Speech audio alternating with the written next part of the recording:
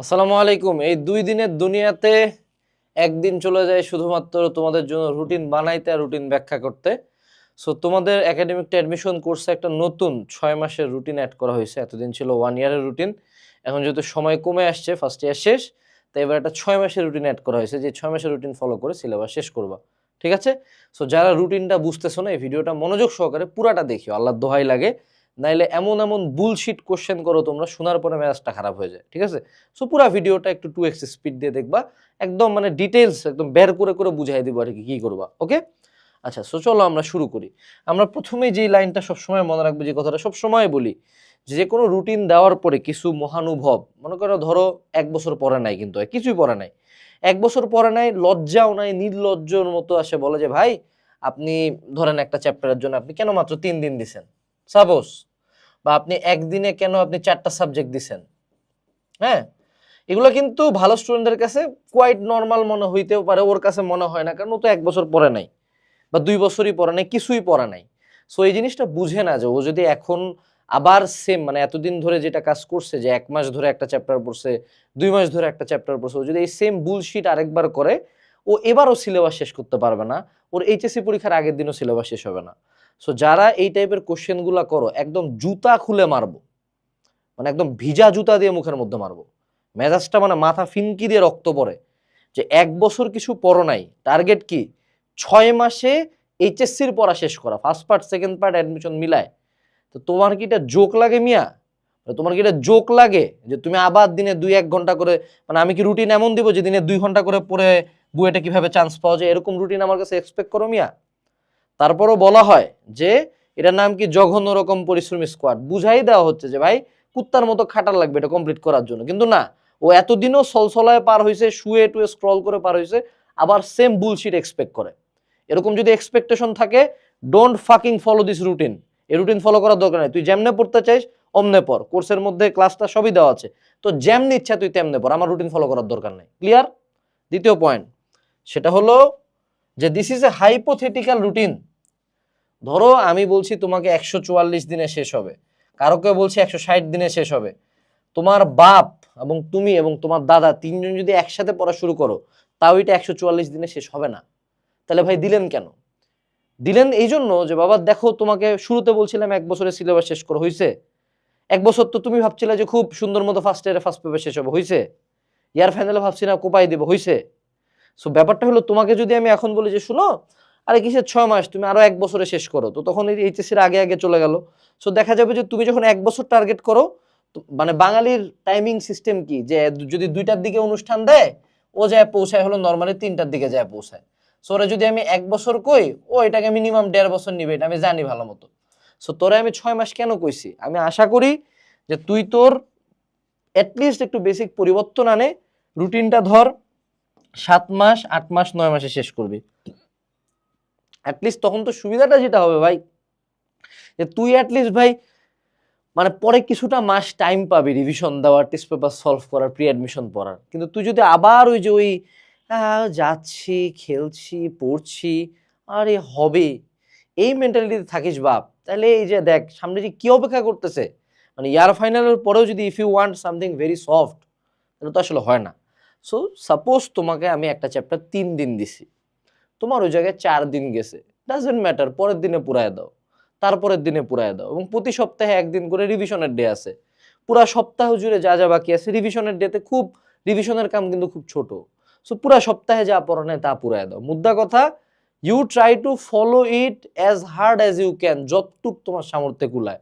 যদি তুমি রুটিনের, যেমন প্রথম বছরের যে রুটিন দিছিলাম, ওটা যদি কেউ 50%ও শেষ করতো, 50% পর্যন্ত যাইতো, তার একাডেমিক শেষ হয়ে যাইতো, টেস্ট পেপার সলভিং শেষ হয়ে যাইতো, সে প্রি অ্যাডমিশনের শুরুর দিকে থাকতো রানিং এই পয়েন্টে, তোর কলেজ এমনিই পার হয়ে যাইতো, এবং ফার্স্ট পার্ট সেকেন্ড পার্ট মিলায়।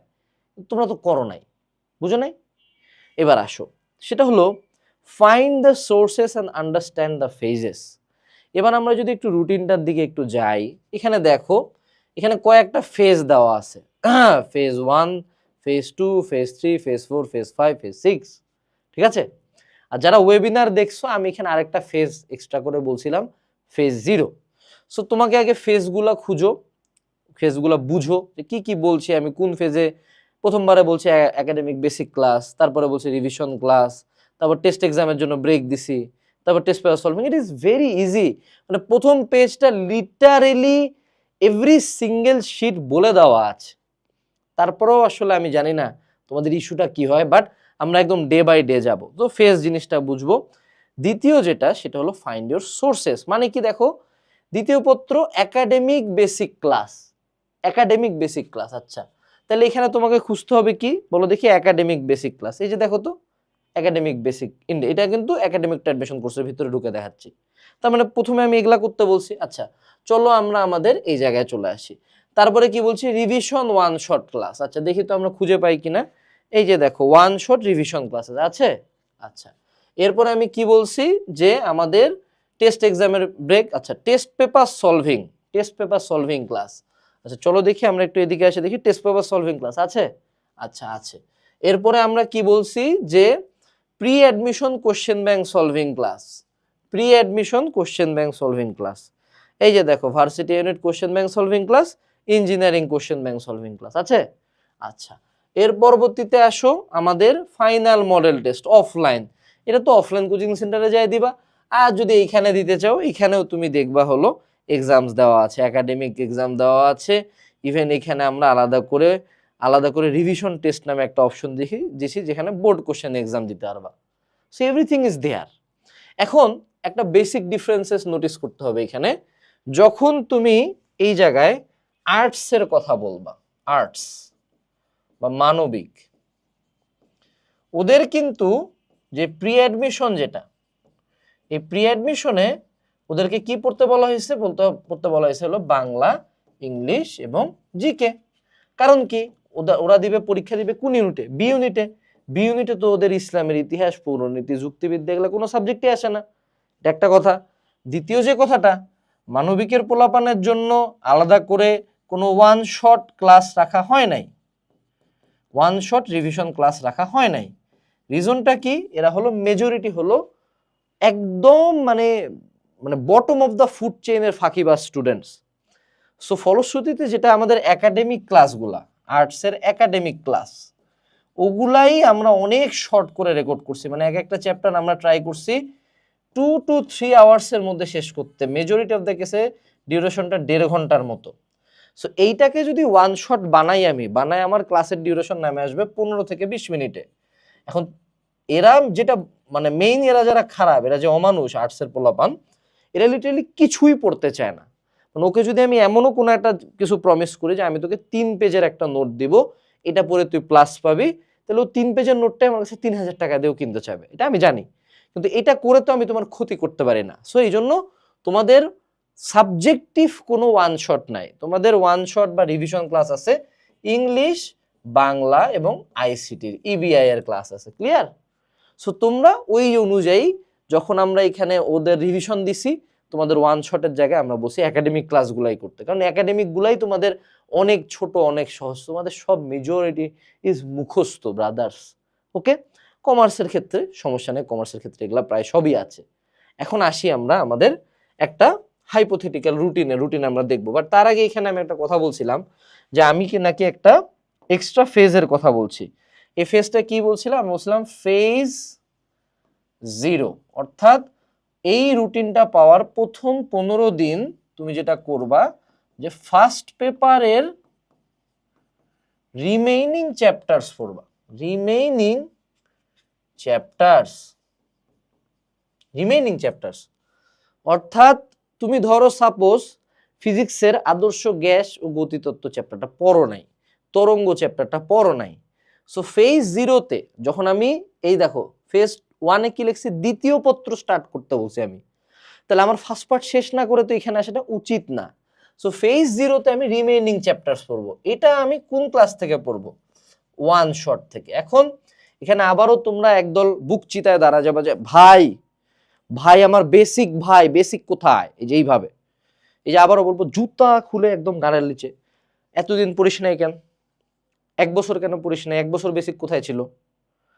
এখন তো আগে যান বাঁচাইতে হবে, তো যান বাঁচানো ফরজ না, আগে তো পাস করতে হবে।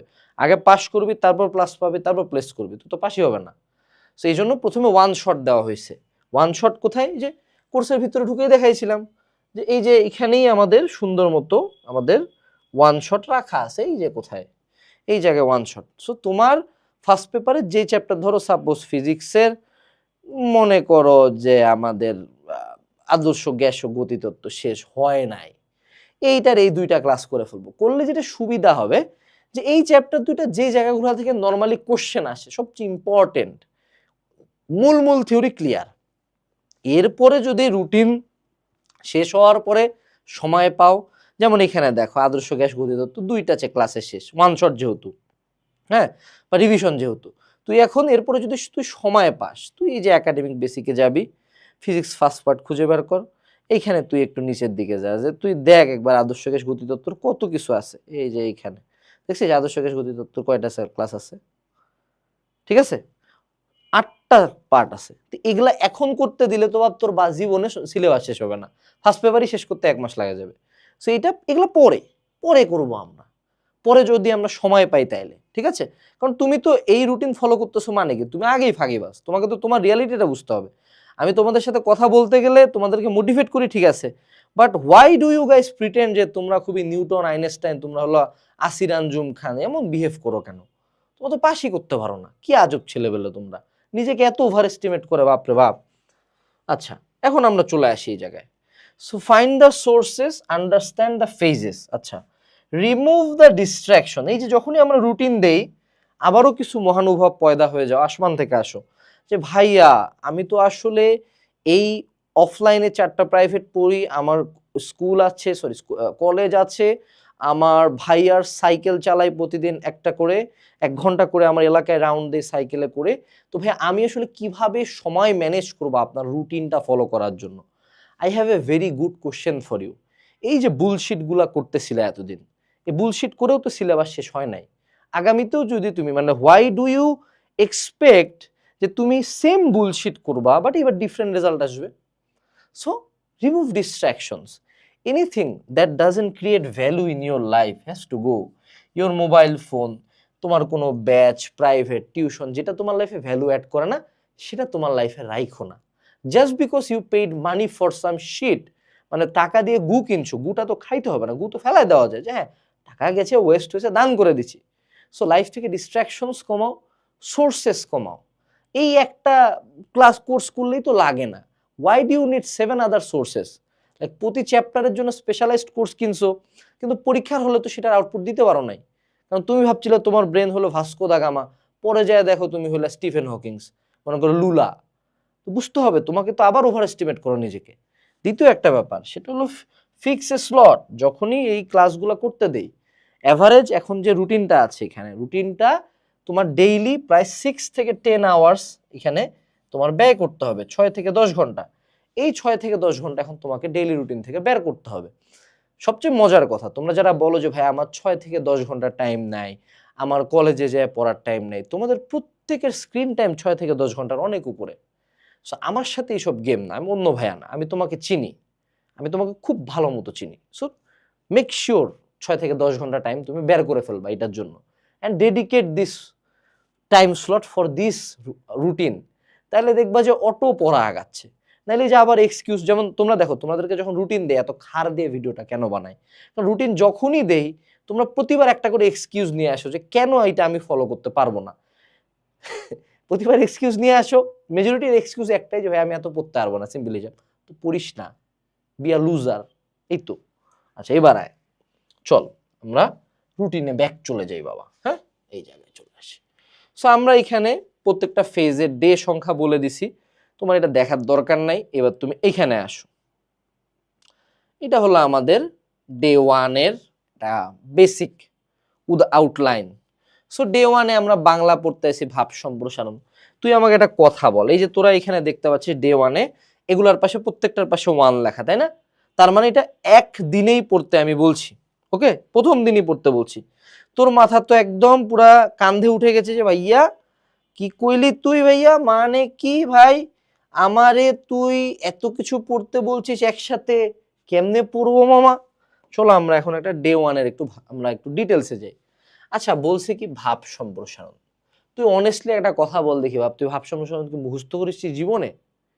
তোর ভাব সম্প্রসারণের উপর যে ক্লাসটা আছে সেটা হার্ডলি 20 মিনিট মেবি। ওটার মধ্যে আবার সমন্বিত বাংলা দ্বিতীয় পত্র বইটা অ্যাড করা আছে। এই যে দেখায় দে কোর্সের ভিতরে, এই যে এখানে এই জায়গায় দেখ, কোর্স ম্যাটেরিয়ালের মধ্যে যা, এইখানে দেখ, এখানে একটা বই আছে, কই গেল,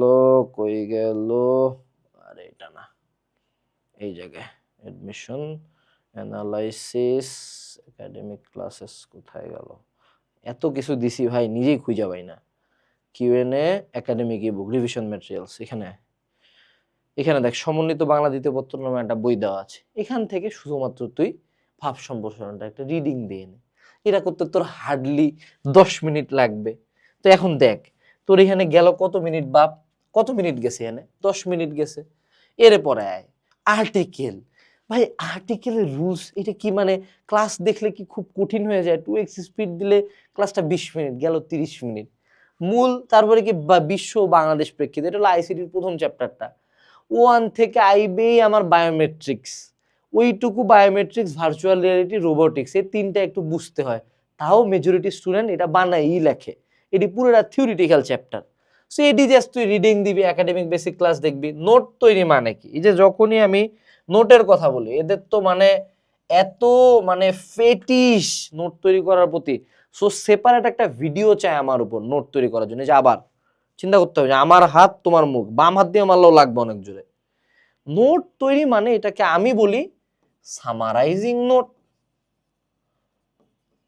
মানে কি সামারাইজিং নোট? মানে এই যে আমি তোমার সাথে যে কথা বলতেছি, আমার কথার মধ্যে কিছু কথা তোমার পছন্দ হচ্ছে, কিছু কথা ভাল লাগতেছে, কিছু কথা মনে হচ্ছে ভাই তো এই কথাটা সেরা বলছে, তো ওই পয়েন্টগুলো তুমি নোট ডাউন করলা। এই সামারাইজিং নোটের মূল উদ্দেশ্য এইটা না যে তুমি নোটটা পরে পড়বা, এটার মূল উদ্দেশ্য যে তুমি যে আমার ক্লাসটা করতেছো, এই ক্লাসটার সাথে তুমি যাতে, এখন তো শুধু ইনপুট দিচ্ছি আমি, চোখে দেখতেছো, কানে শুনতেছো, আমি বলতেছি যে তুমি ব্রেনের মধ্যে প্রসেস করে হাত দিয়ে আউটপুট দাও। ইনপুট আউটপুট দুটো একসাথে চলুক, তাহলে মনে থাকবে বেশি।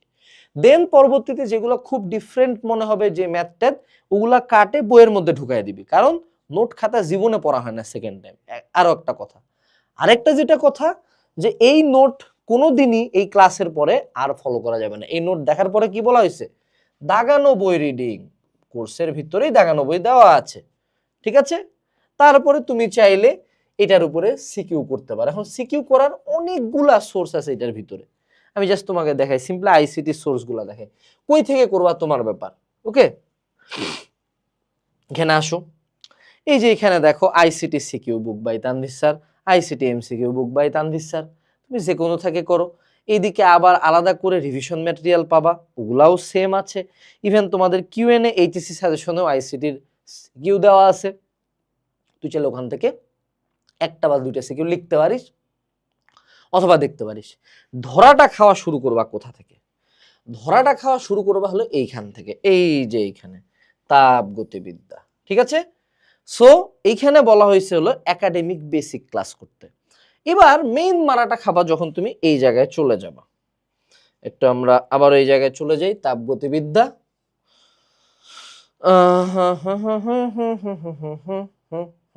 এই তো আমাদের শুরুতেই ফিজিক্স সেকেন্ড পেপার দেওয়া আছে। এখানে তাপগতিবিদ্যার কয়টা পার্ট আছে? তাপগতিবিদ্যার 4টা পার্ট আছে টোটালি। এখানে আমরা যদি যোগ দিই 59, 1 ঘন্টা 32, 2 ঘন্টা, এখানে একটা, এখানে একটা। So approximately 7 to 8 hours of class. এইটাকে আমরা 2x স্পিড দিয়ে দেখা শুরু করব, সর্বোচ্চ চেষ্টা করব 2x স্পিড দিয়ে। টার্গেট আমাদের 4টা পার্টি কমপ্লিট করা। যদি না পারি, ধরো সাপোজ তুমি খুব টান দিলা, 3 ঘন্টা ধরে তুমি 3টা পার্ট করলা, ওকে, এই পার্টটা তোমার বাকি আছে, তাই না?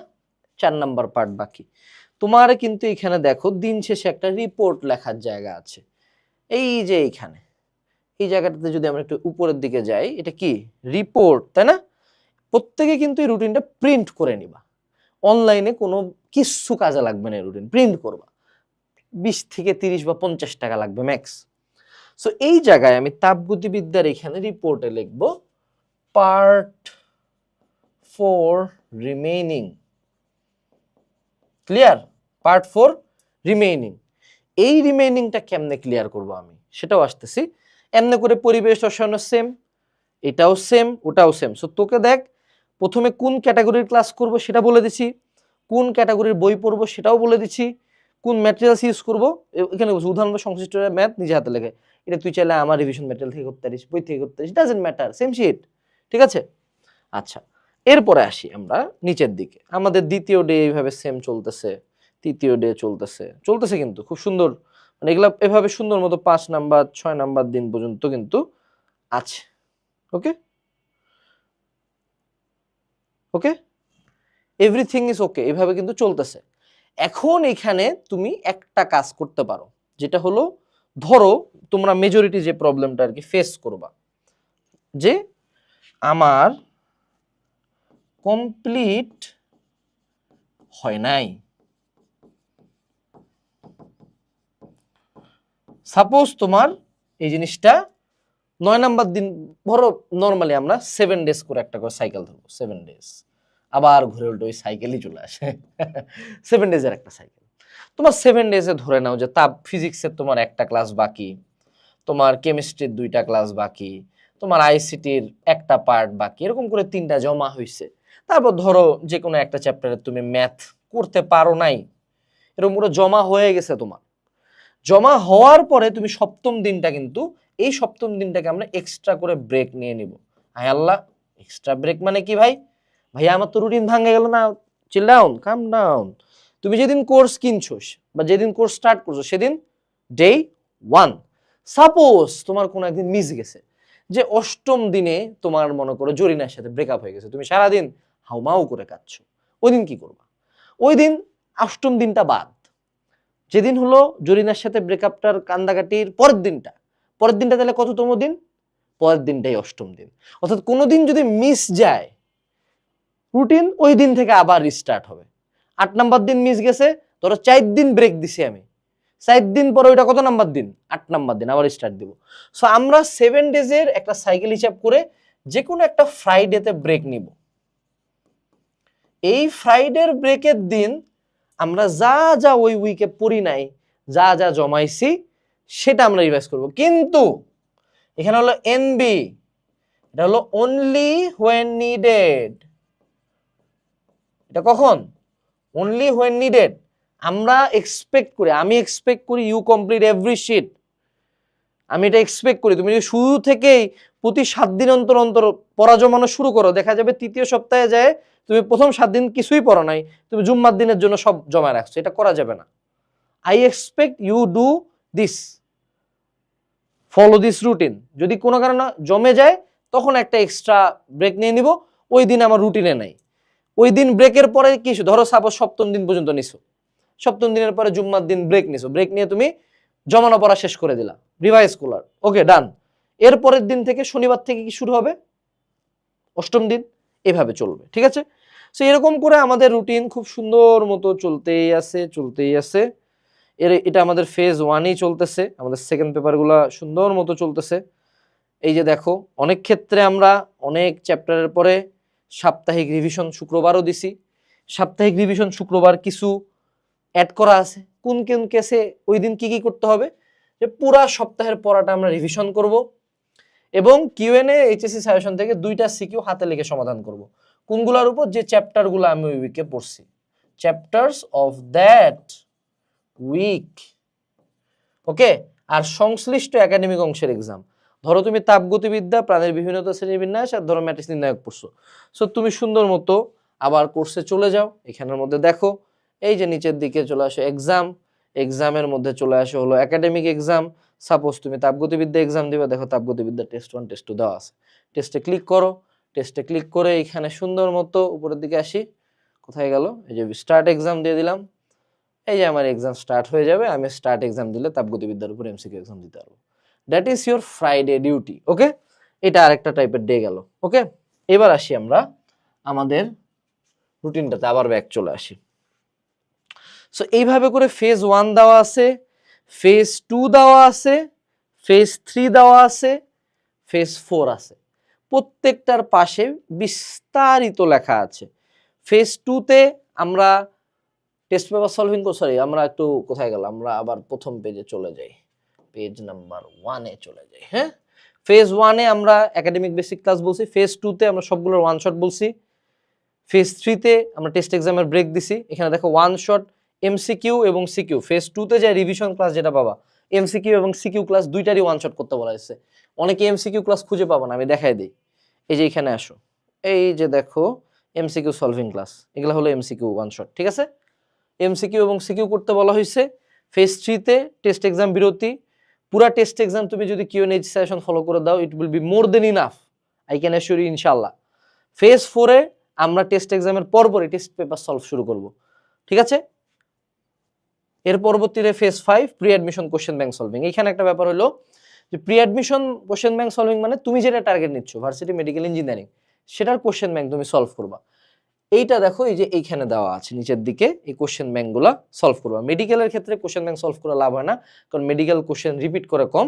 ওদের অ্যাডমিশন ক্লাসগুলোই তুমি ডিরেক্ট করে ফেলবা, এরিয়া মার্কিং বলে দিব যে কোন কোন এরিয়া ইম্পর্টেন্ট। আর তার পরবর্তীতে তুমি এইখানে দেখবা ম্যাটেরিয়ালসের মধ্যে অ্যাডমিশন অ্যানালাইসিস মেগাবুক। তোমার যেটাই টার্গেট ভার্সিটি মেডিকেল ইঞ্জিনিয়ারিং, সে অ্যানালাইসিস মেগাবুকগুলো দেখবা। মনে রাখবা, প্রি অ্যাডমিশনের টার্গেট কখনো এইটা না যে তোমাকে 100% এক্সপার্ট বানানো। প্রি অ্যাডমিশনের টার্গেট ইজ অলওয়েজ জাস্ট তোমাকে আইডিয়া দাও যে মূল অ্যাডমিশনে কি আসবে, ঠিক আছে? এটা গেল। আর তার পরবর্তীতে কি, সবশেষে ফেজ 6 হলো আমাদের ফাইনাল মডেল টেস্ট। অবশ্যই মূল এইচএসসি এক্সামের আগে তোমার এলাকায় বা যে জায়গায় পড়ো অফলাইনে একটা মডেল টেস্ট দিবা, শুধু অনলাইন দিয়ে হবে না। সো আশা করি পুরা রুটিনটা যতটুকু ডিটেলসে যাওয়া যায় ততটুকু ব্যাখ্যা করছি। মনে রাখবা, রুটিনটা জাস্ট একটা ফোর্স তোমাকে পুশ করার জন্য, বাট মূল পুশটা তোমাকে দিতে হবে। এবং মনে রাখবা আরেকটা কথা, ডোন্ট মেক এক্সকিউজেস। তুমি একের পর এক এক্সকিউজ দিতে পারো, এই জন্য পারবো না, ওই জন্য পারবো না, এটা তো ভাইয়া অবাস্তব। বাট যেটা তোমার কাছে অবাস্তব সেটা অনেকের কাছে ইজি। সো নিজেকে লিমিটও করিও না, নিজেকে ওভার এস্টিমেটও করিও না, give it your best shot. আর যারা একাডেমিক টু অ্যাডমিশন কোর্স এখনো নেও না, এই যে এত কিছু এত ফিচার দেখানোর পরও কেউ কিন্তু সেকেন্ড ইয়ারে উঠে এত কিছু তোমাদের জন্য করে নাই, তারা একটা কুপন ইউজ করতে পারো, come back 27 for 45% discount on the greatest course in Bangladesh, academic admission course. Tata.